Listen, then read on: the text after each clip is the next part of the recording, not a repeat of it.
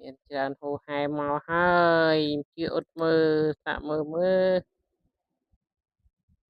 នេះមកកណោអ៊ុតមើល1 2 3យ៉ាទងស្រែមានតូចមានធំអាចកំងបាន ទងស្រែទងចាំមានច្រើនណាស់បងប្អូនអើយនេះខ្ញុំខានថតយូរបងប្អូនឥឡូវមកថតម្ដងមើល